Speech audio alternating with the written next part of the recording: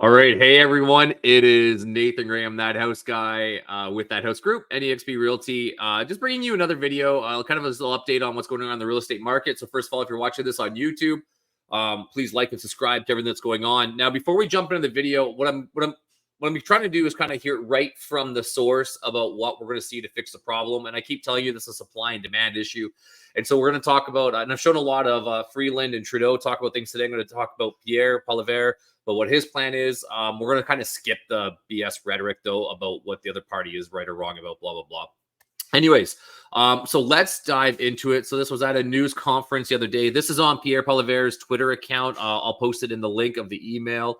But let's take a listen to what he has to say. And as I said, I am going to miss some of it because it's just blaming the other party. The question is regarding the housing problem. CHMC has said that Canada needs 5.8 million houses to restore the housing affordability.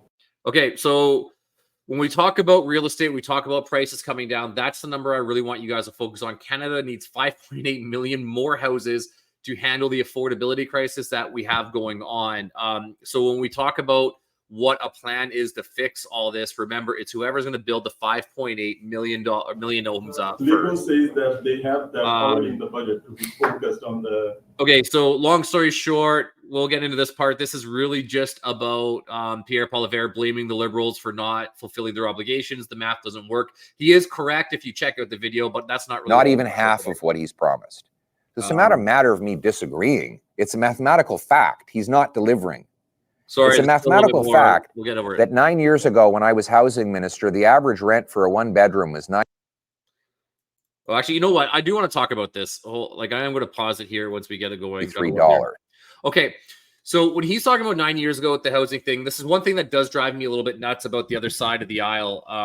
Is you're not really taking a whole lot into account. 9 years ago, this problem was developing, so he can brag about his rental prices all he wants. But this problem was still developing, and it wasn't addressed 9 years ago. I would actually venture to say this problem has been developing since about 2005. So there's a lot of issues that kind of go into why this problem is. But when you look at the rhetoric about plans from 9 years ago, you can't really take that into account. Now it's 2000. Yeah. Right. These are the facts. So has he spent a lot of money? Yes, blah, blah, he blah. spent 80 housing affordability, and the result is that housing costs to bureaucracy. Okay, so this is where I want to get into things, because now we're actually going to deal with what a lot of the issues are here. The problem is he's putting the money into bureaucracy. Government bureaucrats don't build homes. Private sector builders do. Government bureaucrats are in the way. So we need to get the government bureaucracy out of the way and deliver fast, affordable permits to build the homes. Okay, so this is what the plan is that I'm always kind of looking for. Now, there's a lot of hot things in the media that we talk about. I think Doug Ford tried to open up a whole bunch of green space land. If you live in small towns, a lot of times small towns don't want to grow and expand. And this is the catch-22 that you, as a either potential homeowner or as a current homeowner or as someone with kids, without kids, whatever case may be, this is what you have to figure out what you want. You can't have a need for 5.8 million houses and not have a sacrifice somewhere, whether it be some of that small town living, whether it be like the environmental green space. I am for environmental green space. Having said that, they were able to tear up how much swampland for 407, which home building would have helped us out just as much, if not more. So what he's talking about here is, in my opinion, is exactly what we need to start doing. We need to start cutting the red tape on provinces to be able to create housing. 1/3 of the cost of every newly built home in Ontario is government permits and taxes. 1/3. That's more than we spend on the labor to build the home.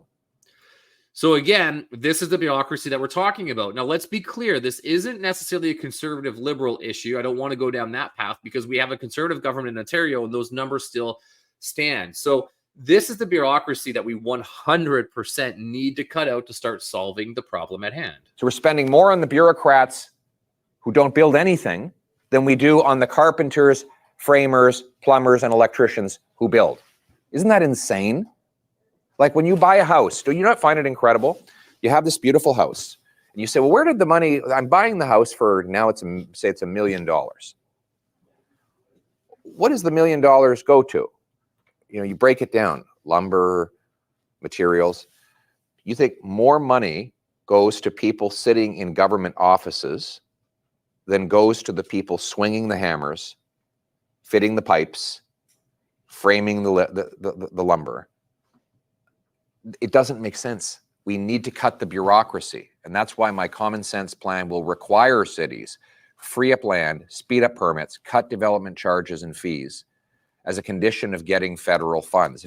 So first of all, if I still drank, I would turn common sense government into a drinking game. I'm so sick of hearing that phrase. Having said that, he's not incorrect. And this is something that I really want people to really start focusing on, especially as we have provincial elections, as we have municipal elections, and as we have federal elections up and coming. The housing crisis that we're seeing now is not going to be solved overnight. It's not going to have a quick fix. It's not like we're going to wait in 6 months. We're going to see a market crash. As a matter of fact, I'm pretty confident the market in itself isn't going to crash.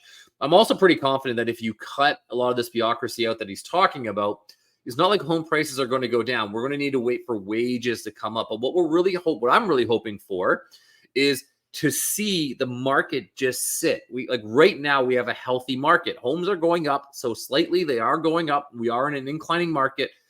Yet we're not seeing yet crazy bidding wars. We are seeing them begin, which I'm a little worried about, but we aren't seeing the crazy bidding wars. And this is like the 5-10-year plan that solves the problem. Hit my targets, they won't get their money. And there'll be less of those bureaucrats in those corner offices.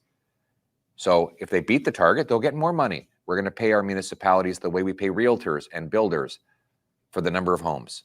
Thank you. Okay. So we don't need to see the rest of that. Okay. So I wanted to show you that video just because I want to show you in contrast the way these plans work out. Like, I'm trying to get rid of the rhetoric, and I apologize I can't get rid of it all on one party bashing the other party, but I want to show you how these plans work out in actual conversation, like what a conservative plan is versus a liberal plan. And I would be in here very pro-liberal plan if they started talking about the same things. Like, for example, Trudeau came out a while ago talking about putting a rush on building wartime homes. It confuses me that in the budget he spoke about that, but then he didn't have a plan for that in the budget. And that's something I think that would have really worked. We need low-cost, affordable housing and some sort of watch over that. And this is kind of where I like where this plan is going. So I hope this does help to a degree. I'm going to keep this to a 10-minute video. I hope this helps kind of figure out why I keep harping on why real estate investing is such a good idea right now. Is number one, we have to build 5.8 million homes, and that's going to take a long time to do. Number two, we don't have a real plan in place. So number three, this means get into owning real estate as fast as you can. And I know you might be sitting there struggling, thinking, well, I don't know how to do it. Rent to own programs, purchasing with family, multifamily dwellings, buying a property that has a basement that you can use some of that rental, a basement apartment that use some of that rental income towards your affordability.